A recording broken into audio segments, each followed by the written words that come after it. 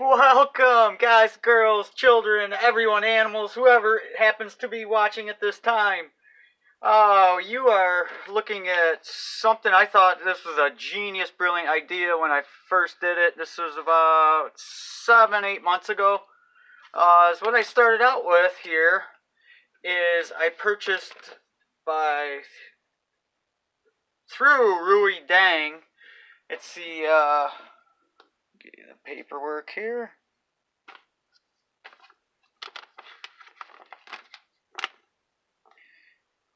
And this is the Dps50v20. That is a 50 volt max output, 20 amp max output. Basically, it's a step down, or a buck module is what you could call it. It's a constant voltage, constant current, programmable control power supply module. And comes with a little screen here. I'll flip this up so you guys can see it. Let me leave that for the parameters. I'll read them off quick. The input voltage range, DC, and it's got to be a pretty stable DC, and that's the one thing I was worried about. So I got 6 to 60 volts.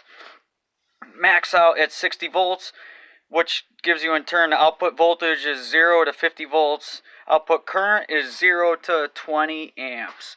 And output power range, yes, is 1,000 watts total. So this thing is capable of putting out 2,000 watts. However, it is very much dependent upon the input voltage and current that it can sustain up to 1,000 watts.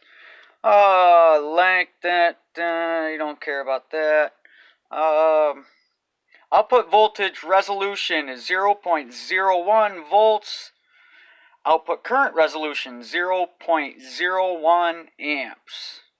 Output voltage accuracy plus or minus 0.5% plus 1 digit. It doesn't seem very, that's like shooting blind darts there if you're asking me. But output current accuracy is plus or minus 0.5% at plus 2 digits. So that's about it. Just comes in a little tiny, actually this is it right here, the box that it came in. Come on, it's fussing with me, Here's the box, real fancy plastic box. I actually like that deal. At the time, this was the biggest one that they had, the biggest unit that they had, and I didn't obviously need to get the biggest unit or anything, but is what I liked most about this was these two boards that came with it. This is the computer hookup and then Wi-Fi capability also with that chip. So I was pretty darn intrigued about that, even though I haven't hooked it up yet, but I guess I have seen it on the internet used, and it's quite a fancy little setup hooked up through the computer. Much more programmable and many more options for charging length, all that jazz. Yeah, so that's why I went. At the time, it was the biggest unit that they were selling, 1,000 watt. I imagine you've seen, once I show you the base unit here, you'll see it, the LCD on that. Let me get it flipped up so you guys can see it. I have it plugged in, just not hooked up. It's into my isolation transformer. Let me get this. And so yeah, basically is how this went was I could not come up with a power supply to supply this with, and I looked around. Do I want to spend or yeah, that, no, and I'm like, Well, I got this old, it's a Yamaha,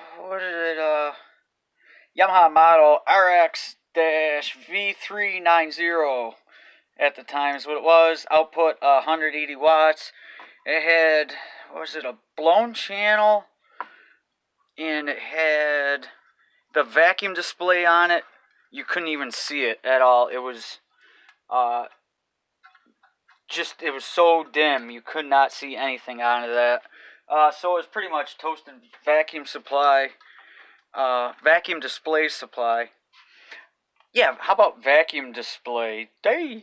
Yeah, that was very, very dim. That was actually on the front here. It was actually, whoa, can't point with that. This was it right here. And it's a very, very big display at the time. But is what I was thinking, I'm like, well, I don't have a power supply. I wonder if I could do that somehow. And the key was on these Rui Dang units here. The biggest thing is I didn't find it when I read through the instructions here again. Like I said, it was like 7 months ago, 8 months ago when I got this and then put it together in here.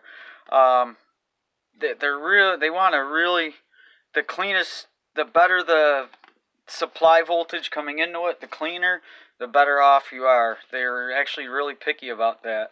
So I figured, what is better voltage to have than the output voltage, which would be on a stereo unit on a rail. So I ended up digging through this rail, which was, I don't remember left or right, I cannot remember offhand, but this board here is that rail. That rail, and then there was another rail that sat over here, and it basically ran up to 49 volts is what I got on this pin. Pointer. Why can I never find my pointer for my videos? It's unbelievable. Yeah, see down there? Let me see how this works. Yeah, you see it. See the bleep, bleep, bleep. So I got that runs up over here. And I just got the fin cut just a little bit and it tagged onto there so it's not flopping in the breeze. And then that goes into my board. That's my B plus actually, or my power into my board. And then I got my ground here, which is, you see the green? It's dark green, that wire there. And I tagged that off. I wanted to tag it off here on the actual framework, which is the heat sink on there, and then also on that board too, for double security. So, yeah, I got lucky though and found 49 volts, which I knew would be a fairly clean and stable voltage coming out. Not a very powerful current though coming out of it, but I'll tell you what, I'll get it hooked up so you can see kind of what's going on. I have had very good luck with this unit though. I actually really like it. The one thing I don't like about it is I would like to have a temperature controlled sensor that senses it and can shut it down, like my battery, fancy battery unit there that I struggle with to get up and running. But it holds up pretty good, and the most I've had out of it was a big heating element. I was hooking it up to it, and man, that was getting hot. A big old, like almost like a power resistor, but it wasn't. It was like a heating element resistor is what it was. And I had it up to 14 volts, or yeah, 14 volts. Yeah, I nailed 14 amps, and for just a split second or two, and then it dropped out because it couldn't supply that the whole time, and the wires wouldn't handle that either. I output wires in that, and I didn't want it to, but yeah, just a super, really neat, cool unit, and this is actually it, just right here.